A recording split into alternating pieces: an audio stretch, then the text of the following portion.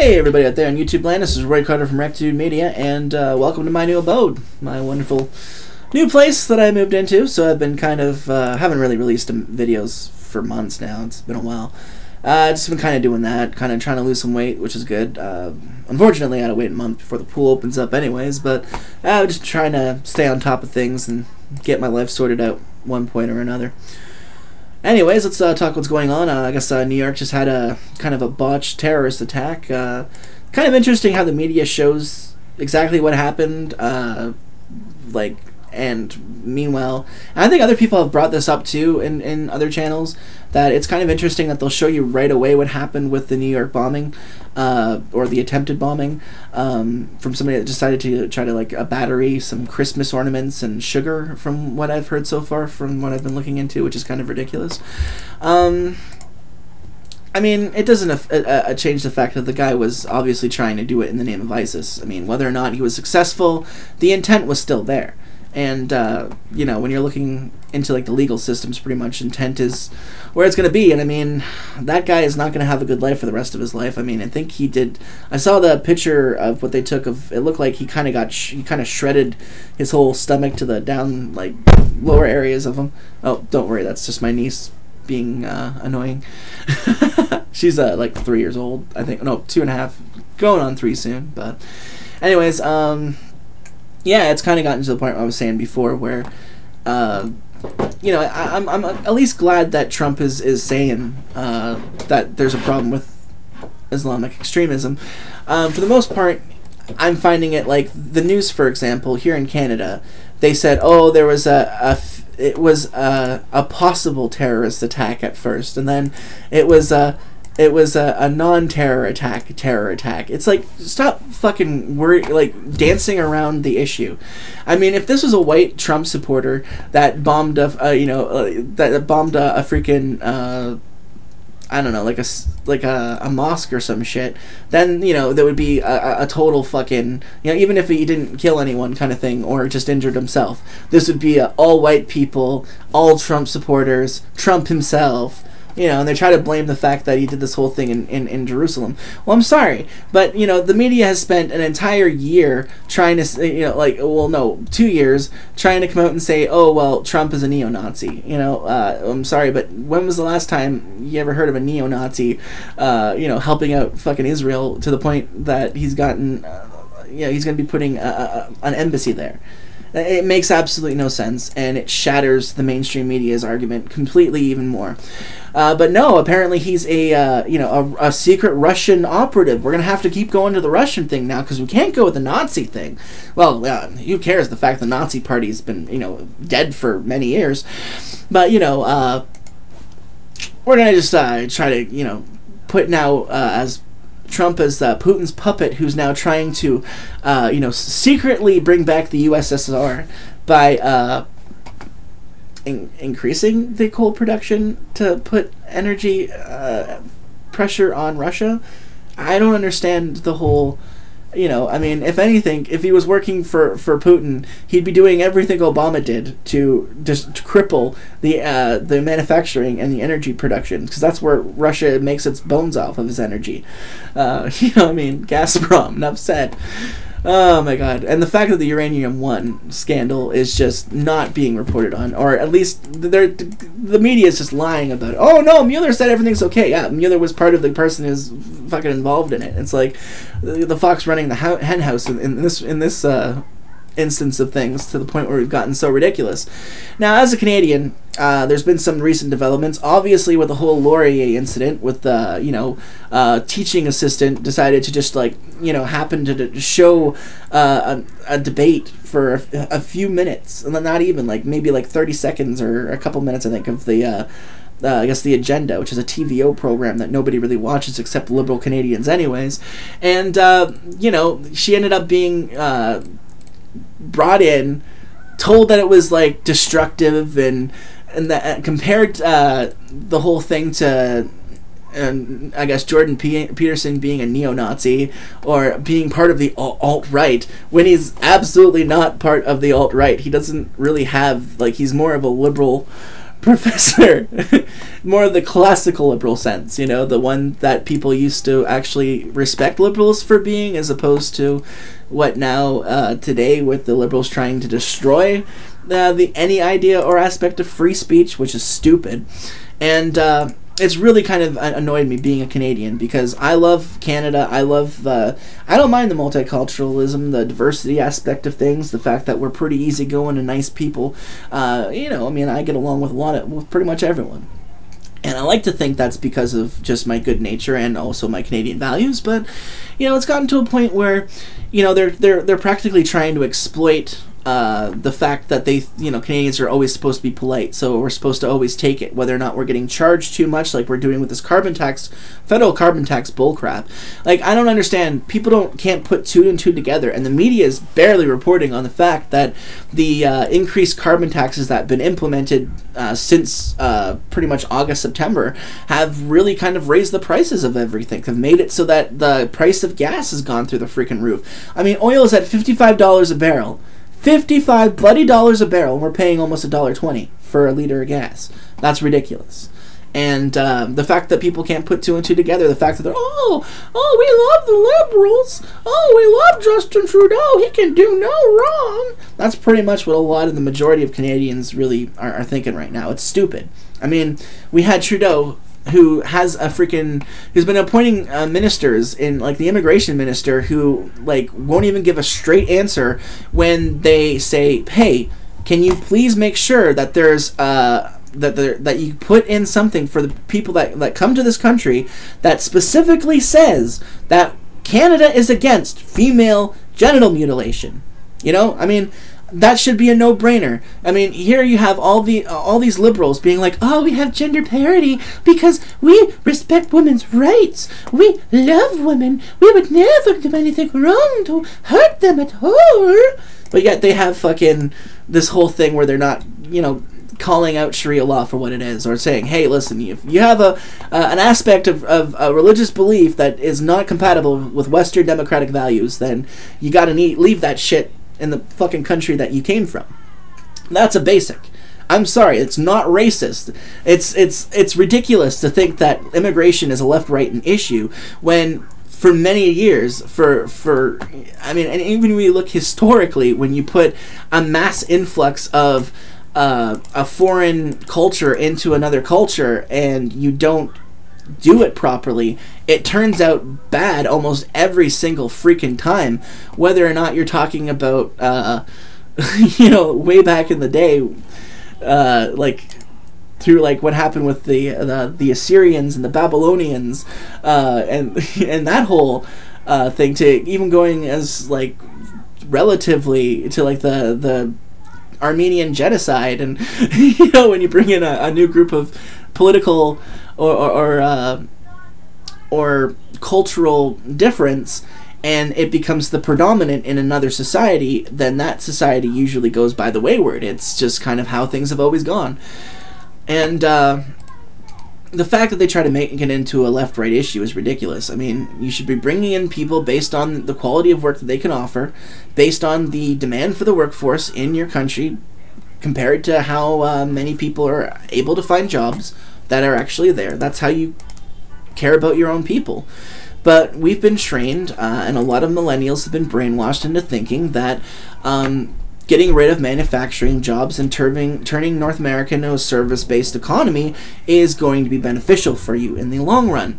Well, I can tell you that losing manufacturing jobs and jobs that aren't based in the government sector is only good if you're trying to move towards more of a socialized system or a globalized system where you reward countries like China or third world countries that do a lot of cheap production costs, where we get a lot of majority of stuff from, where we completely take advantage of from the rest of the world when it comes to low shipping costs, low production costs, and ultimately is screwing over jobs in your own local community. People have no problem with that. They have no problem with the fact, oh, well, look, I can get my iPhones cheaper. I can get my TVs from Walmart cheaper. They don't realize that that is a toxic and destructive kind of way of forming your society, where you're not actually you're not making it so that people have say where they are living in that area. All those local jobs being shipped over. I mean, that's why I think that the possibility of Trump backing out of NAFTA is a great idea. If you look at the trade surplus that Mexico has had since before and after NAFTA, there is no doubt the fact that Mexico made pretty damn well off of the whole NAFTA trade. I mean, a lot of American jobs were sacrificed. A lot of Canadian jobs were sacrificed in the altar of globalism, because apparently this is the, like, business-wise, it's totally fine to have people die in sweatshop factories in fucking China making your shitty fucking produced shit that you want to undercut the price of people that are actually trying to do their own business in the country that you're living in, that has better labor standards, that has better economic standards, that has better environmental standards. And you try to put this whole thing about how white nations or North America or Western culture is the big evil, the big thing to blame, and you have a country that you're practically allowing to subjugate its people and treat them like total fucking shit, and put them in certain, like, in types of, like, buildings where they have everything that they need in their whole life. They have to put suicide nets out because people are so unhappy. They're put in, like, these rooms where there's, like, 6 beds and they're working, like, 12 to 16 hours a day. There's no way that we can compete with that in a business standard. And that's okay to people. They don't realize, they just think, oh, this is the way things are. And the economic development, this is the way, and we're gonna keep doing this, and it's gonna get a lot cheaper to make stuff in China, and we should just totally be fine with taking all of our manufacturing, all our production in our actual countries, and shipping off to a foreign power that subjugates its people. And I have a lot of people that say, oh, well, China isn't communist anymore. Really? Really? Are they really not communist anymore? Well, how well do dissidents do in China? How well? Not that well. I can tell you right fucking now. I mean, you have felon gun practitioners that, because they don't adhere to Chinese law and also they have their own religion, are practically kept in prison, kept in top physical peak shape, and then killed off to harvest their organs. And that's totally fine with the West. You won't see the news come out with a big expose on how evil fucking good old Winnie the Pooh, the leader of China, is over there. That's what pisses me off. And this whole bullshit thing that they're trying to push with Sesame Credit, like, people don't even realize what Sesame Credit is. It's practically a Orwellian program where you get penalized if you buy out anything outside of the country, if you say something that the country doesn't agree with, and the thing is, they lower your score to a point where it affects your ability to get loans, it affects your ability to do a lot of stuff. And you also, if you have any friends that happen to have similar, or happen to even be just friends with you, if you have a really low score, it affects them too. So it becomes, oh, I can't be friends with you because you said something bad about something or other. That is freaking total censorship, in my opinion. I mean, you have Facebook working with Pakistan. They ended up fucking killing a guy, having a guy fucking executed for blasphemy. I mean, I don't trust Facebook. And I sure as hell am very skeptical of this whole net neutrality thing that they happen to be in favor for. Because, of course, they're going to be in favor of net neutrality. They don't have to put up... Net neutrality is already in place in the States.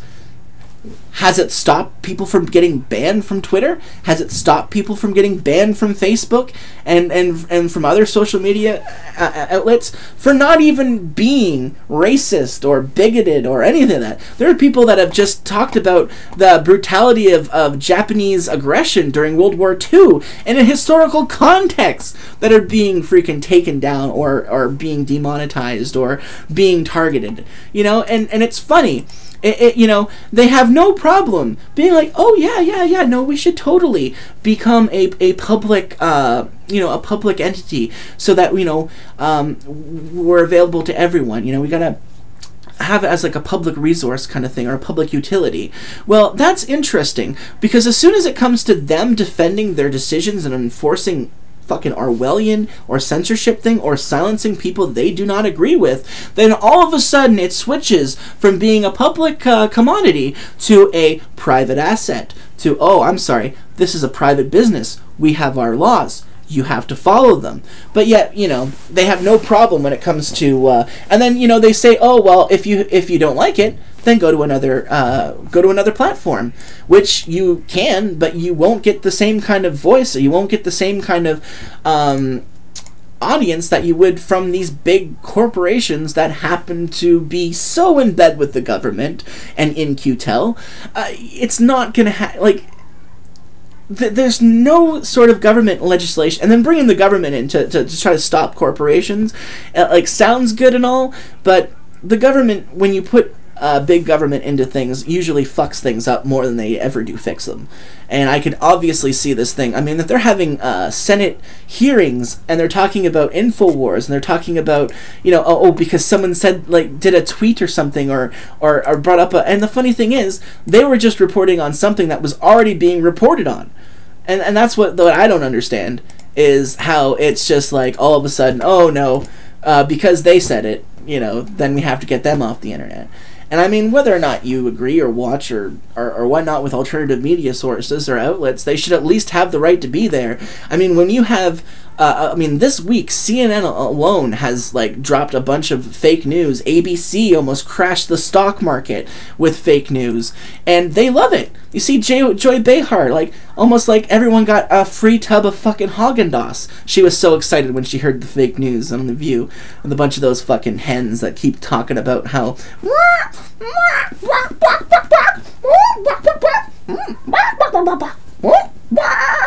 That's pretty much all I see when I watch The View.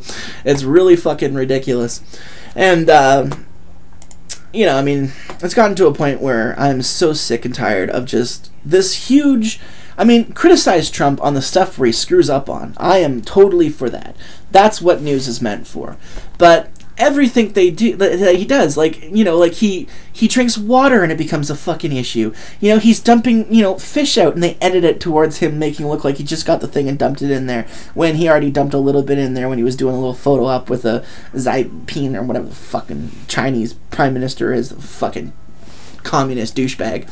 I mean, if they're not communist, then why do they still have a fucking Politburo? I mean, come on, let's be honest. Why do they completely shut down the umbrella revolution, huh? Why do they be like, only afterwards, okay, we'll let some of these Democratic candidates and that are being chosen by the people, we'll let them run if they follow all these conditions and promise to blah blah blah blah blah blah blah and follow the party rule. It comes down to it. So as soon as they say no, then they pull it, and became an even bigger issue. And you know, it's funny because the left has so much dealings with China that they never care about human rights issues that happen in countries where there's actual human rights abuses. They don't care about patriarchy when it comes to actual religious practices and governments that are the worst fucking forms of patriarchy. Then you know, and that's what I hate about feminists. I hate about this whole cultural Marxism bullshit, because they say how they're fighting. We need to fight racism by segregating people and giving certain minorities advantage over other races. Like, what? Makes no sense. It's ridiculous.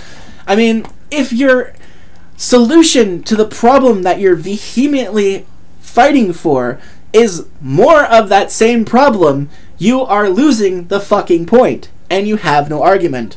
And a lot of people that I happen to talk to, when I point that out, are just, huh? Well, the media told me that Trump is evil. Colbert makes fun of people, so I laugh. Huh? That's pretty much what it fucking comes down to when I'm talking to people. I mean, at least have an argument. At least be like, okay, I don't like this person, or I like this person. What about this person are the reasons why I like or dislike this person? You remember those points. And when you have a conversation about somebody, about that issue, or about something related to that issue, you tell them the points. Legitimate points. Why you like or dislike that person. That has been completely lost on the general public. No, it's all, I don't like Trump because he said something, and I'm a feminist, and he is evil. Or like, I'm a trans person, and I do not like what he did with the trans man. I'd be like, okay, so you're going to put the entire fate and ruling of your country, pretty much, on one tiny incremental issue that may happen to affect you or not, and maybe just something that like doesn't really affect the rest of the fucking country, but you get a say, you get a vote, so you know it's okay. It doesn't matter. Your vote counts, which is a total joke when you think about it. I mean, really, it comes down to mob rule, and I think it was kind of funny. They had Seth MacFarlane did the Orville, which is actually a lot better show than the freaking new Star Trek Discovery, which is a total joke.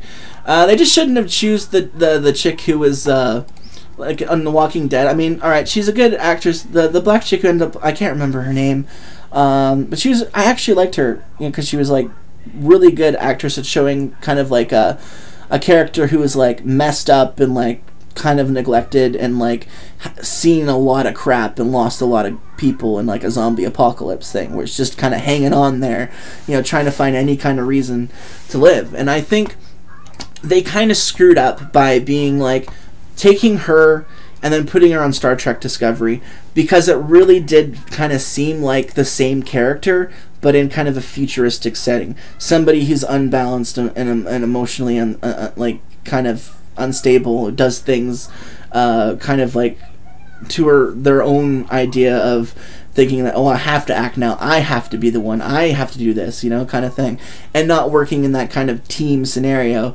which, let's be honest with you, I mean, for anybody who's a fan of Star Trek, that bitch wouldn't have made it out of fucking Starfleet. I don't care if this is before fucking Kirk. She would not have made it to fucking Starfleet. Just because of the fact that she mutinies in the fucking first episode, man. Like, in Star Trek, you know, the only way you like mutiny against your captain in a lot of the different series is if, you know, your captain's like under control of some brain parasite that's trying to take out the Federation or some shit. I like that episode. That was pretty funny in the first season, I think, of Star Trek: The Next Generation.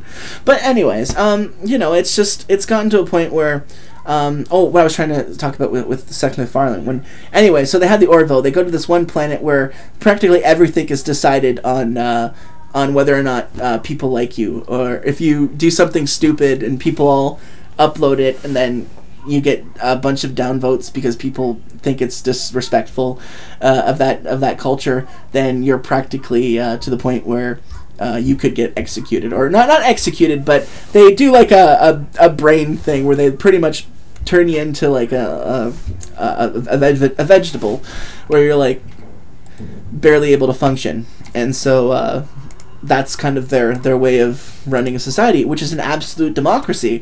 And it's kind of funny because, you know, it's one of those experiments that makes you kind of appreciate the fact that the U.S. does have a republic. I mean, and the whole, you know, the whole college that they have there, the Electoral College. I mean, it's definitely important in the States, especially now when you think about it, and back in the day, because of the just the amount of population. Is there's a lot more people that live in like the whole New York, LA could be easily voting for the rest of the country, or the people who are out in rural areas that are the, you know, in the flyover America that they try to term the Democrats and Republicans who hate the population that puts them in power. So yeah, it's kind of gotten to that point. It's, yeah, and the funny thing is that here in Canada, like I said before, we've got an illegal, not illegal, but a legal immigration minister that won't acknowledge the fact of putting in female genital mutilation and stuff. And that, I have huge problems with that, because I do not want to see Canada turn into Sweden. And that's what we're trying to do here in Canada under the Liberals. And the sad thing is, I couldn't stand the Conservatives when they ran. So it's a damned if you do, damned if you don't scenario. I haven't found any party in Canada that I completely agree with 100%. And the sad thing is, I would like to see a party that wants to change the monetary system, that wants to make it so that we actually print our own money again.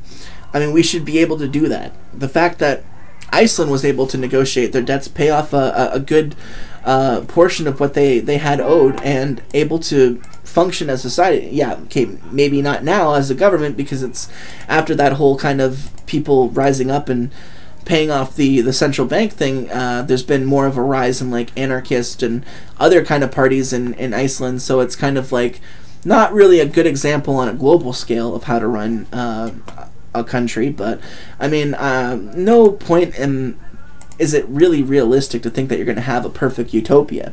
There's always going to be issues in a country or a nation. There's always going to have those problems. It's a matter of making sure that the people that are dealing with it or trying to run things are not doing it and bringing out conflicts of interests or for corrupt purposes. I mean, a lot of the times that money doesn't make it to the people that it's supposed to be going for. I mean, for people that want to talk about the fact that if we pay so many taxes to our government, then there's this kind of thinking about like, okay, well, a government should be taking care of its citizens then. And I mean, they do, like, whether or not you're talking through legal practices, whether or not economic practices, for many different trade practices, stuff like that. I mean, there's so many different aspects to running a country properly without having so many different issues. And I have to say, even though there's a lot of problems with the whole capitalistic system, it's still better than controlling entire economies, taking over assets, and making it so that ultimately you're doing the same thing, but you're just making it into a centralized group of people as opposed to rugged individualists who are the ones that drive the innovation and stuff. So there's obviously arguments to be made for different systems, and I have no problem with that. I mean, I really don't think, though, here in Canada that we'd ever be able to really carry on socialism as we've been doing without changing the way that we pay most of our taxes to the centralized debt system. I mean, the entire planet is $300 trillion in debt. They're saying either 200 or $300 trillion in debt, and who are we in debt to? Private banks. It's ridiculous. They have a ridiculous amount of wealth because they print our money, and it's such a basic concept, but yet nobody knows about it. The media doesn't use that as a focus, and they should be focusing on things in society that actually fucking matter. I don't want to hear about, a police officer either doing their job or fucking up. I mean, there's millions of fucking police officers around the world. I mean, it's sad, it's unfortunate. I feel bad for the family, I feel bad for that community, but, obviously that should be addressed in that situation. I mean, they had this thing recently with a guy who was just crawling to a police officer, obviously was shot, was putting his hands up, and the guy fucking executed him because he said, because the guy moved his arm or whatnot, up. He said, he could be going for a gun or whatnot. Obviously, situations like that, I mean, I've known a couple people who've been in the police kind of thing, so I understand the service they do, and the fact that they got to put up with domestic abuses and just ridiculous kind of drunk drivers and just like all the worst kind of aspects of society that you have to deal with when you're trying to just kind of make sure that things don't descend into chaos. I understand that. But, we have to just kind of go after every single case and make sure that people are not killing people until it's an absolute necessity and there's no other option kind of thing, right? Instead of this whole shoot first, ask questions later kind of thing. And that's not helping things. That's definitely... I mean, CNN drove that whole hands up, don't shoot narrative with their freaking with their people on there, talking about how bad of an issue this was when it was total bullshit, and even the guy who was there, the witnesses, had to drop his testimony and go back on it because he knew it was completely false and didn't want to get charged. So it's one of those things where and they would never go against the pharmaceutical companies, because that's what funds most of their networks. That's what funds most of the money. And you can't talk, different products and whatnot may get recalled every now and then. I mean, there's definitely problems with society that should be noted, and definitely. I mean, for the average person like you or me, who's probably watching this thing, we really can't change a whole lot when you think about it. Just one person kind of thing. Yeah, we may be able to if we get famous, get in the right circles of people, of like-minded individuals, or we get onto a thing that gives us a platform where a lot of people who may not have seen us will kind of hear us out and judge whether or not our arguments or our opinions are good or not. And but the thing about that is that's just kind of like how things are. I mean, what makes it important for you as an individual is to be aware of politics nowadays is very important, because let's say if you're a student going to school, then if you know that there's an agenda for cultural Marxist brainwashing, then you can actually go in there and ask challenging questions. I mean, you may or may not be able to ask challenging questions regardless of how informed you are, because you go to let's say you go to like you have to do like a certain humanities course or something like that. So you do like world history, and then they end up doing this huge thing about how evil Western culture is, and and not talk anything about the Muslim slave trade, or other countries that brutally oppress their people. Like, God forbid you go into the fact that the Chinese system wasn't always beneficial for the average Chinese peasant, or the same thing with Japan, or the same thing with the Indian caste system. I mean, every single culture or religion or race has had their problems, and I think it's just kind of interesting how it's good to know that, and to be aware of what's fake and what has truth and what doesn't, because nowadays it's a very important thing. Take entertainment, for example. I mean, a lot of movies that are coming out, you go to see certain movies, there is this kind of move towards pushing the whole female being just as strong as them, and in some cases they are. In some cases they are stronger than and I have no problem with that whole thing, because I think I don't really care about the whole male-female dynamics in Hollywood or stuff like that, but a lot of it is is attacks on the traditional family values, pretty much just like showing different types of characters and like cultural Marxist rules in movies that don't really need to be there. I mean, you can have a female character who's a strong character, but like make sure that she's a good character. Don't just put a strong, powerful person into something that serves no purpose for the story, or doesn't really show any actual character development. Doesn't show any kind of adversity. Because that's what people like, is the adversity, not diversity, is adversity.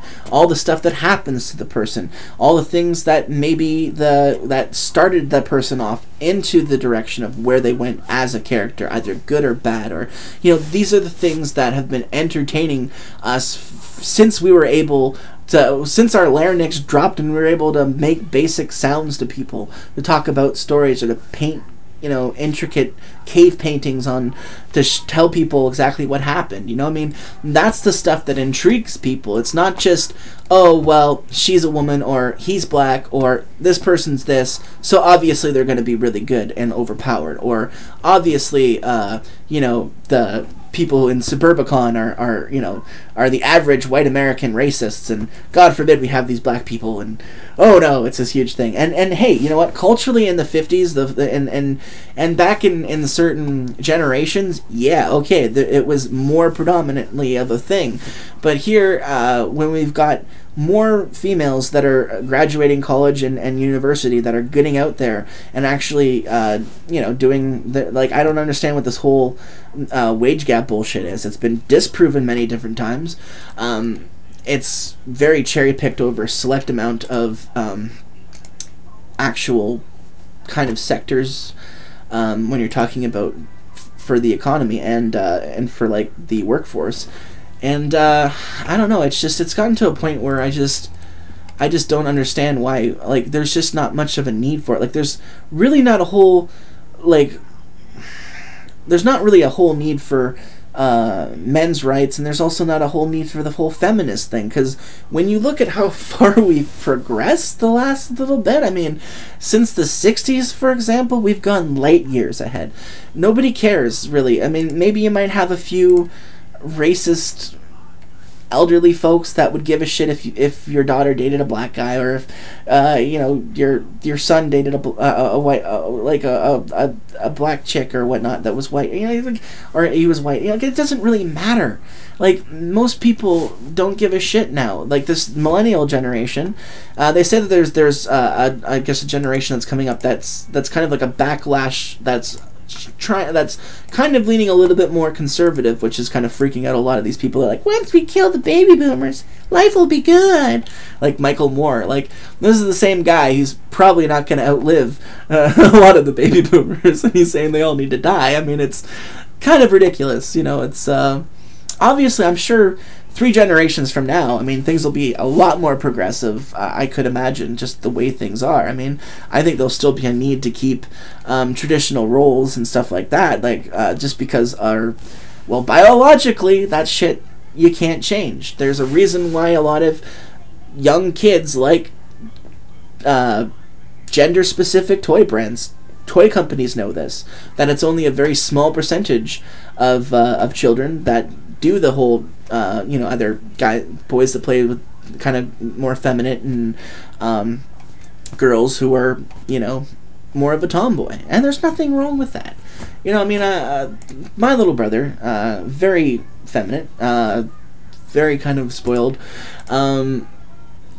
You know, he's a good kid, though, but he's definitely been kind of coddled, like most millennials, to the fact where he thinks success is him getting famous and, you know, going on MTV. And when you look at just how empty and vapid and just vain and hypocritical that whole industry is, and elitist, good luck getting into anything like that. Anybody wants to go into acting, you're practically throwing your I mean, overall, yeah, you're kind of throwing your career away. You're throwing your money away if you're going to go into student debt for something that the odds are. I mean, hey, for people that are able to make it, that are truly talented, I think that's awesome. And that's another byproduct of this whole Hollywood Harvey Weinstein scandal that a lot of people aren't realizing. That when you have these big executives that have this huge selection, anybody, like any type of girl, any type of facial feature, any type of hair color that you could possibly want for either a role or for any other kind of, you know, sinister, more perverted reasons. You know, it doesn't necessarily mean that's always the case, but you have a wide variety of people who are trying to get out there, that are doing anything they can to try to make a life for themselves, to become famous, to get into that bubble and insulated world. And that is the perfect method for any kind of gatekeeper to be able to be like, oh, well, I'm part of, if you want to be part of this prestigious thing, this prestigious group, make all this money, get all this fame, and have all these endorsements, well, you have to play by the rules. You have to do this, this, and this for me. You have to, you know, whether or not it's commercial gigs or Broadway gigs, before you actually get into some, a lot of good actors, you know, they make it big with like a big show. Take Game of Thrones actors, for example, and actresses. A lot of them have been able to branch out from the success of that series. Same thing with, I'm trying to think here, Walking Dead, John Barenthal. The guy was been around for a long time, about 30 years, but nobody really knew about him, just because the whole Walking Dead, once that became big, then that was his thing, right? Because everyone's like, oh, Shane from The Walking Dead, but then he ended up, you know, getting the Punisher gig, but apparently that got canned for a whole bunch of political crap and whatnot. So You know, it's kind of interesting to see how a lot of people who have been in that industry, for the people that work their ass off, I have a lot of respect for those people, and for people that are actually talented that should be in there. But the whole thing about this Harvey Weinstein scandal is that it really does show, and it's very apparent, that a lot of these girls that managed to get to where they are, that are coming out with all these stories, waited till now, when Trump was was president, obviously for political gain. There's no doubt about it, to try to shift that whole societal kind of, you know, their whole kind of idea of what Hollywood is. So now they're saying, oh yes, there's a problem now. Oh yeah, there's you know, there seems to be, you know, people at the top that are kind of, you know, gaming things, you know, for their own sexual and you know, financial advantage and stuff. And only now is it becoming an issue, when it's been an issue for as long as Hollywood's been in power, as long as Hollywood's captured the eye of the world, you know, since the silent and the era of the 30s and stuff. There was all kinds of weird stuff that happened on there. There was that whole McCarthyism, you know, as much as they try to say, oh, the whole McCarthyism was wrong, going after all these people in Hollywood that you know, were apparently you know, communists and stuff like that. But then they actually got a report from the 90s that became declassified that actually showed that there was a lot of people with communist sympathies. They went for the artists. They went for the you know, the intellectuals of Hollywood, the elites. And so that's how they managed to get in there. And it's... There's so many different proofs out there that Hollywood will, you know, Michael Moore tries to say, oh, a rich man will give you the very noose to hang himself with if he can make money off of it, which is true to a certain extent, but stuff that actually is a direct threat to their status quo and their systems of operations gets shut down immediately. I mean, just look what they did for the attack that they were doing originally on LimeWire and Napster and file sharing sites when it first became a severe issue. It became this huge thing, and it became the whole point of trying to focus and regulate the internet in the first place. And never, at one point, was the people who were coming up with that legislation, or any of those government legislators, ever thinking of the average person that was just sick of paying for shitty fucking CDs of bands that they may only like a couple tracks of. And so those people were targeted. They didn't have any say in what was going on. I mean, now they've kind of just opened up the market to the point now where the regulations caught up with them, so that they're allowing sites that are able to make kind of deals with music production companies, where they still pay a certain amount of money to them, not as much as they normally would if they were beginning CD sales, obviously, but they're still getting that money from these people that are paying for online for different songs and stuff. And so they've managed to make money off of that through iTunes and, you know, other stuff too, and Spotify, and for people that actually want to get into the whole paying to listen to different types of music and stuff. But the thing about the internet is that, you know, it's such an open source. It's going to be impossible to clamp down and actually go after those people.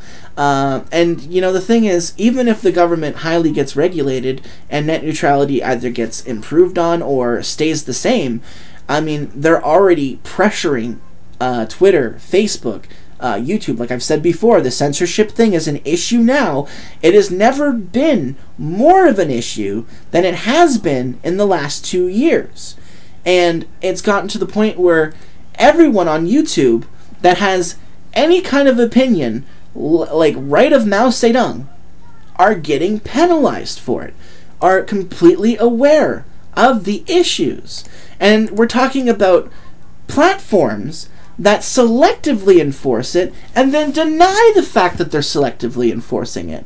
They deny the fact that they were stopping people from, like, Louder with Crowder from trending on their top things. They've been caught with the one what was he? An African-American gentleman who was like a social justice warrior. I think he had a Black Lives Matter thing on there when they did the Project Veritas, when they exposed him talking about how that they you know, affect the algorithm to make it so that people can't see trending stuff that's against and counter to the narrative And that's what it comes down to. The revolution will not be broadcasted. They do everything they can to bring out certain types of aspects of things that look bad, to pretty much get people onto their side for political opinions. That's what it comes down to. So it's been a while since I've done a video, so I'm kind of leaving it there for now. Overall, I kind of have to say what's going on with Trump. I like what he's doing. He's pissing off the media, and he's showing just how partisan pretty much just both Democratic and Republican Party politics are in the United States. I mean, you had the Republicans that, ever since Obama, and even, been doing everything they can to, repeal and replace, repeal and replace. You had McCain say that over and over and over again, like a fucking mantra. And then when it comes to the chance for, establishment Republicans to actually get rid of it, they don't want to get rid of it because it suits themselves. The money and the kickback that they're getting from the big pharma lobby, the same people that, practically made fun of, Americans for letting it get passed through as being idiots, like Gruber. It just goes to show you how corrupt the system is. And I don't think, some people may have not even realized the system is completely and inherently corrupt to such an extent that it is until now. Because they're like, oh, Trump is doing all these horrible things, and oh my god, he's like taking away land that Obama protected, even though Obama took that land away from fucking legal fucking citizens that were trying to, that were using it, or it's this whole thing when it comes down to this Agenda 21 of trying to kick people off of like huge vast swabs of land that they already own about 70 to 80% of the land in a state as it is anyways, is obviously moving towards this whole centralized plan where people are stuck in these little coffin apartment buildings, and like forced to give away the, not living in like houses and stuff like that. There's this huge push towards it, and I'm like, hey, you know what? I would like to see humanity try to make more of an effort to clean up the oceans, to to put pressure on fishing vessels and countries to make sure they're not dumping crap in the middle of the ocean in international waters where they can get away with it. And that happens all the time. But yet, that never gets brought to light. There's never any issue about the fact that the oceans are dying, or the fact that, they always have to blame it. If it doesn't have climate change, if you can't commit it to your whole global warming that's been failed, so now we're going to call it climate change, even though the climate's changed constantly. I guess the farts of cows is what caused the ice age, because that was climate change, and that was way before fucking we had anything to do with the planet. Volcanoes, for example, God forbid volcanic activity, we're going to have to start putting plugs, as much plugs as we can, maybe even get some, some rubber, some maybe cardboard, do what we can. I mean, we got to fill up those volcano holes. It's the only way we can stop Man-Bear-Pig from his overall goal of global domination. Yep. And they show this, polar bear. That's, the freaking polar bear could be old for one. There could be many different reasons why it was out there and starving and stuff. I mean, they won't tell you the fact that the polar bear population has increased significantly since the 50s. That is complete fact. There's no way around it. It's just kind of ridiculous how they're kind of showing, oh look, we got to take one little extreme example and bring it out for everything. It's ridiculous. And I'll be honest with you, even if I bought into this whole freaking thing, polar bears are fucking soulless killing machines. I mean, a polar bear is something that looks great from a fucking helicopter, but is something you do not want to see up close when you don't have a weapon, when you have children around you, when you have pets around you, because your dog is not going to be able to fend off a polar bear. Those things are practically, if they're strong enough to withstand Canadian winters, they're obviously strong enough to kill your fucking pet. You know what I mean? I don't understand. I mean, obviously, through the whole Okay, let's protect all the, you know, and polar bears are majestic and beautiful creatures. Yes, okay. I mean, I get it, you know? But nobody's crying over the fucking grizzly bears population in BC when they fucking get shot for mauling a bunch of fucking people to death because they've gotten a taste of blood and they need to get put down. I mean, you don't see any David Suzuki going out there fucking making a big thing about the grizzly bear and the black bears and shit like that, because they're a nuisance to society when they get close to popularized centers, which is sad because, you know, I mean, obviously they were there first and nature perfected them to where they're supposed to be in the planet, and you know, it's kind of sad. And I do believe we should try to do the best to make sure that we don't extinct more populations of animals and species than what we need to, because we've already done a good job in that. But the thing is, really, there isn't anything that we can do. I mean, even if we were to follow this whole Paris climate thing and, like, make it so that everyone's in these fucking apartment coffins and not able to own a vehicle and, you know, eating meat maybe once a year and not owning anything and, you know, just being a little fucking cog of the system and living your life in complete boredom and, you know, making sure you don't fart too much so that you offset the carbon monoxide or carbon dioxide levels and all this crap and methane and all this shit. It's ridiculous. It really is.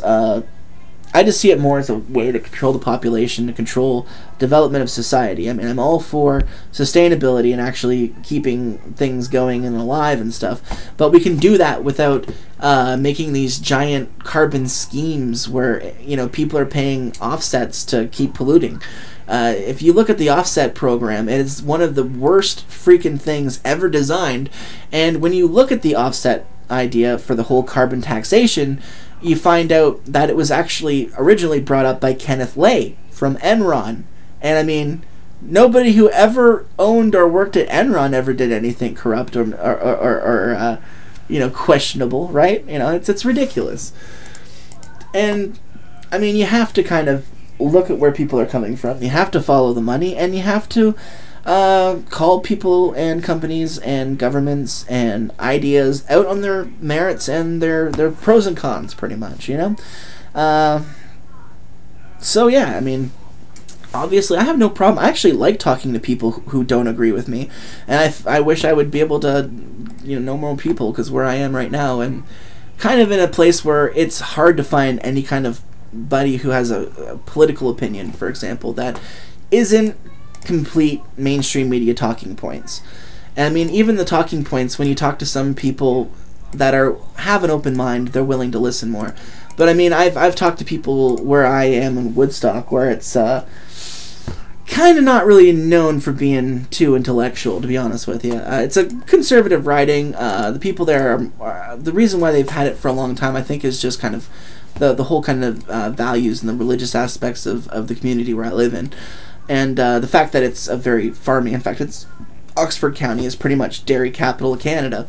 So obviously anything related to trade or dairy is really going to be big on the issue of people who are voting.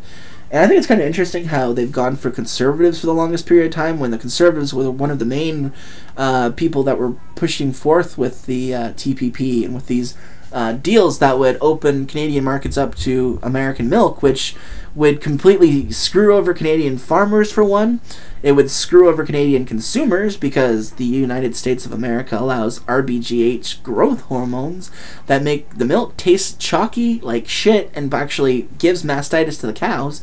And you know, I really don't understand why they'd be pushing for something like that. Obviously, I knew there were still some aspects of that story, though, because when I was doing some investigation, I noticed that out of the TPP, when they were negotiating it, apparently, because we're not allowed to get a whole lot of information what was going on with the Conservatives at that time, but it ended up coming out, I think about a year ago, that it was actually the Conservatives that were pushing back on a lot of the dairy regulations on that. So maybe that might have had something to do with the local Ernie Hardeman and Dave McKenzie for both the, I guess, the provincial and federal Conservative Party.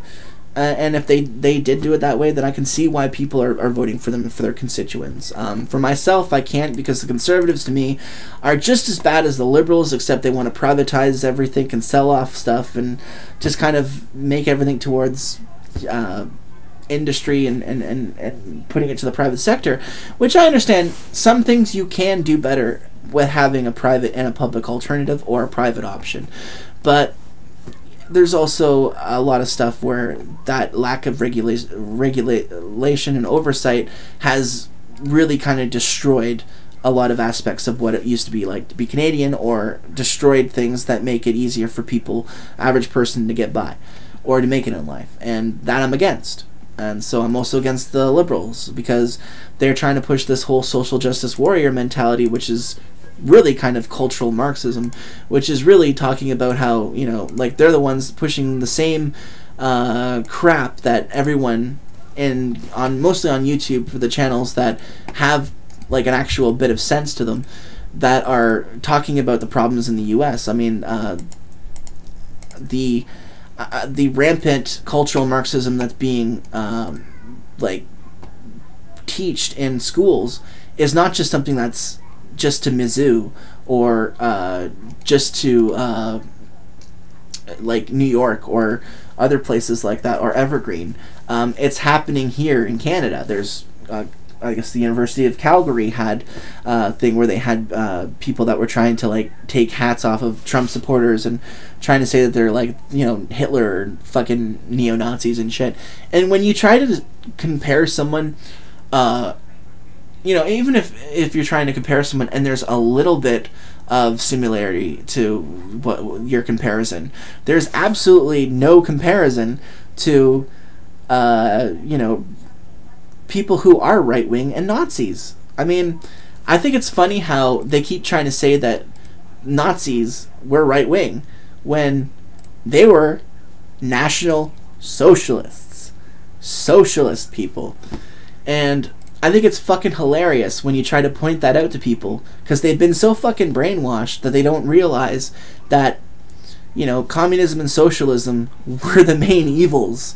I mean, okay, yeah, you could talk about the whole fascist element of bringing in under Mussolini, with the amalgamation of government and corporate kind of agenda, but when you try to take those same standards, you can almost apply them to capitalism nowadays. The fact that there are a lot of, like in certain countries, for example, where poor countries, where there's either, well, it doesn't have to be an American, it could be just a corporation in itself, or even a multinational corporation that gets access to the resource rights of a country.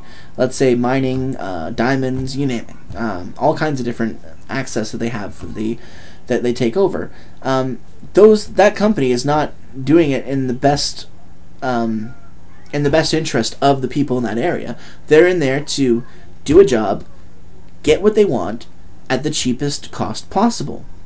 There's no incentive for them to try to make things, you know, try to make sure that things are beneficial all around, and to lessen the damage that they're doing through the business that they're investing in or whatnot. All these things are considered externalities, and externalities aren't really considered in the grand scheme of things and the way our economic system is based. And there's a lot of things that need to change, and I think that it's good to have people from all kinds of different points of view and opinions, because I can see an argument, whether or not it's abortion. I can see where people who are pro-abortion or people who are pro-choice are coming from. I could see on the issue of net neutrality where people are coming from.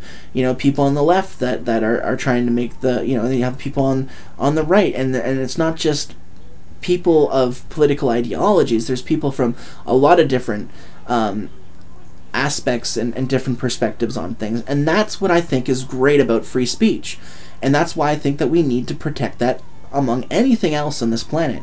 And what pisses me off about Canada is that with the introduction of C-16, and then the entire time that they were talking about when they had Gad Saad and Jordan B. Peterson, talking to this like human rights tribunal, they're telling them, listen, you know, this is going to change the law. This is going to make it so that people are criminalized for not wanting to use gender pronouns, for thinking, for, hey, you know what?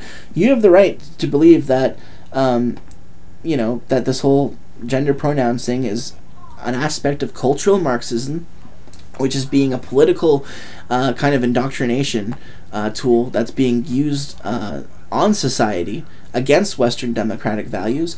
And as a human being, you have the right to be ideologically or philosophically against those kind of practices. And you have every right to say, no, I'm not going to, like, do we really think, like, are we going to start sending government ministers to old folks' homes to be like, hey, I know you guys are already, you know, had enough crap as it is and are, like, having enough time trying to, like, keep your mental, you know, and like, biological functions together as it is, but we're going to teach you all the different 70 different types of gender pronouns, and we'll give you a little test on it afterwards, and if you don't get it right in the first test, well, we might just have to take away some of your meds. We might just have to, you know, not feed you as much, kind of thing. You know, until you get it. Just we want to make sure that the elderly people understand the difference between they and Z. It's ridiculous. So obviously, there's more incentive for these educators and these people that are pushing the cultural Marxism to go after the educational institutions, because you get them while you're young, and they just automatically, oh yeah, duh, they's totally a thing. Yeah, like I called myself Z the other day. You know, it's not a big deal. Jeez, all these old people, you know, get with the times. But that's what we're seeing where it's being affected. It's being implemented in a lot of these globalist institutions and educational institutions, and it's kind of sad, really. I mean, I have no problem of saying, and that's the thing, is that a lot of these leftists, a lot of these globalist things are completely hijacked. Like, for example, are you an environmentalist? Oh, an environmentalist? Well, I never really thought about environmentalists. Well, I always try to make sure I, put my garbage in when in garbage cans. I try to recycle when I'm in an area that actually, does care about recycling, because certain places, especially in Ontario, they do have blue bin programs, but they also have places where there's no recycling bins and you just throw it in the garbage, and it all goes in the same place, kind of thing. And I try to do this or whatnot. Oh, well, do you believe in carbon credits? Like, what carbon credits for what?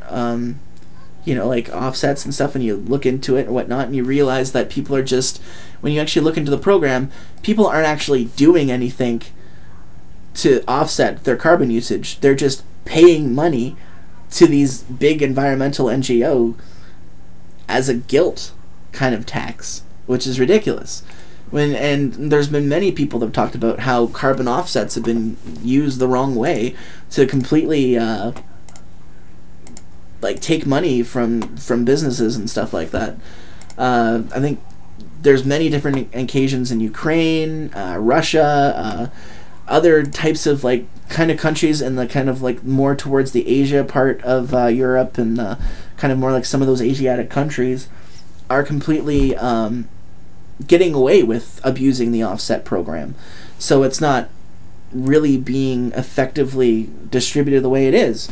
But you say that, or if you criticize that whatsoever, oh, you're a climate denialist. You are a Holocaust denier, but for the environment. What? It makes absolutely no sense.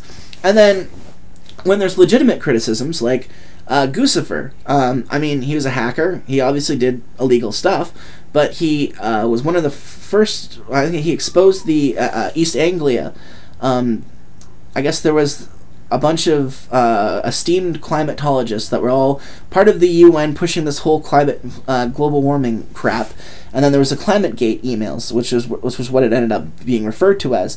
ClimateGate 1, also ClimateGate 2.0. There's been many different times where they've been caught on record in private emails saying, "Oh, we need to hide the decline. We need to fake it or break it, kind of thing. Fake it or make it, kind of thing. Or the hockey stick graph, the Climate Gate 2.0 was talking about how we need to discredit people for affecting the movement, and like talking about how, you know, in more of a way of eliminating people's credibility and stuff like that, and going after people that disagree with them. And you can't argue the fact that their climate models have been mostly wrong. And the ones that were kind of anywhere kind of near any kind of realization were the ones that were based off of the old data sets for the most part. And we've also seen that there's been a lot of times where the IPCC, which is supposedly an international scientific community, that whole reason for existing is to get money to fight climate change. So obviously they're going to have a reason, an incentive for them to be going. I mean, when you look about how, when I talk to people about climate change, for example, and I talk to them about the points of the way that the government is supposedly fixing the government and fixing the environment and fixing the world, is through monetary organizations and monetary kind of ways of controlling people, controlling, putting a limit on what they can do and what they can't do, kind of thing. It's really kind of interesting, because I get a lot of people that are just, well, we need to do our part to, you know, protect the environment. There's too many people. And it's a very anti-human kind of stance. It's like, okay, what are we going to do? Get rid of all the people because we're carbon-based life forms, and, you know, Gaia will be happy, and then, you know, all the stuff will overgrow, and, you know, the planet will be fine, and people will be gone. Well, that just means that we practically just erased ourselves from the universe. You know, it means that we never had a point to exist in the first place. And when you look at all the other creatures on this planet, and the fact that we have the ability to communicate with each other in an intelligent, like, we are one of the most amazing things of life, products of life. And I mean, I believe that we should respect most life on this planet and not try to interfere with it unless, you know, we're doing it for like an absolutely important or, you know, like a necessary kind of thing. I mean, there's no getting around the fact that if you take out the rainforest, it's going to turn into, you know, you're going to be promoting desertification. You know, you're going to be changing the ecology of that area. You know, and that's something that we do affect. And I do believe, you know, we do have a significant role in doing as stewards of this planet to protect.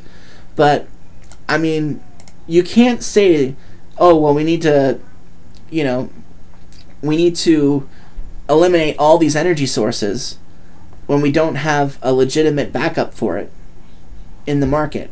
I mean, if we really came down to it, if some sort of cataclysmic disaster happened, but we still had some sort of like a couple months of worth of production, I mean, I'm sure people would be able to make stuff that wouldn't run off of the usual conventional system of gas-based products and stuff like that. I mean, I'm sure we'd be able to come up with stuff that like solar and wind and stuff like that would actually kind of keep a few things going before, you know, like when you look at the fact that society is a well-oiled machine, and just any kind of breakdown in delivery or transportation, well, delivery is transportation, my bad, transportation, or just kind of like just like the way things are ran society-wise, like people don't even realize how just important sewer operators are, you know, like just the stuff that we take for granted in society, all really kind of runs on a, you know, us all kind of working together kind of thing. There's a lot of different aspects and manpower that's involved in running a society, and running a society effectively. So, I mean, that's why it's important for us to definitely call out attempts to change the very fabric of our understanding of ourselves, of our families, of the world around us. We have to call it out and be like, well, this is either biased, or this is, you know, obviously trying to convince you or one way or another. Now there's certain things that just kind of like trends and fads that come out of nowhere that nobody could have ever expected to be a huge popular thing, like fidget spinners or pogs, or just kind of this whole kind of social media culture that's really been more of a recent development when you look over the overall development of the last 100 years. So should be interesting to see what happens with that. Anyways, I've been talking for a long period of time. That's what happens when I kind of take a while and don't do any videos for a bit, because a whole bunch of stuff happens and I kind of have it in the back part of my thoughts, and I'm also doing other stuff too. So thank you very much for anybody who's listened to my rantings for as long as you have. I really appreciate it. Sorry for the swearing. I try to keep it down when I can, but I'm just really isn't a big deal. It's not like I'm having a giant radio terrestrial audience or anything like that, or anything significant, and I don't really ever expect to be honest with you. I came to peace with that a long period of time ago. There's a few people I've noticed, like, because I started, I noticed there was like this one dude, I think it was like Press for Earth, because what happens, I was just kind of like, I started up my channel and I was thinking, hey, what kind of like other new channels are out there of people who have kind of like, who want to start their own alternative media and stuff. And I found a few people, like a dude in Hamilton, like Ottawa, and there was like this, I think his name is Kyle or whatnot, and he started this Press for Earth thing, and if you want to check out his channel, go for it or whatnot. Some of the stuff I agree, some of the stuff I don't, but he obviously wanted to make this big thing where it was like, he was doing really good edits and stuff like that and whatnot to try to make him seem like kind of like an alternative media thing out there and whatnot. But to be honest with you, I just I really couldn't see myself going that way, just because you end up having to like do a lot of traveling to different places to try to get like different types of scoops, when we have the a lot of available information nowadays. So it's really kind of just why would you be putting in a whole bunch of time for something that you may not pay out that well? And already now he's getting thousands of views on his videos, which is great, which is really, I guess, kind of like what most people should be striving for when they're in kind of like a YouTube channel thing, if they're trying to do it as a professional business kind of thing. But I mean, ultimately, you're not really getting your word out there unless you're really kind of taking that time to find the right kind of groups of people, right audiences, and trying to target them that way. For me, I just like to do my own kind of thing, give my own opinion on stuff. You may agree with it, you may not agree with it, and I'm always open to discussions with other people. I mean, I'm actually really good in a social environment. Like, I should really start to look into maybe doing, learning how to do like person-to-person kind of streams, stuff like that, and getting it recorded. And yeah, so I might take an effort to try to improve the quality of the channel and whatnot. But for the most part, I think there's probably maybe a handful of people that are maybe watching this video, and for each one of you deserve a medal, in my opinion. So anyways, thanks very much for listening to my long, drawn-out rants again, and keep on rocking in the free world for as long as it stays free. Peace.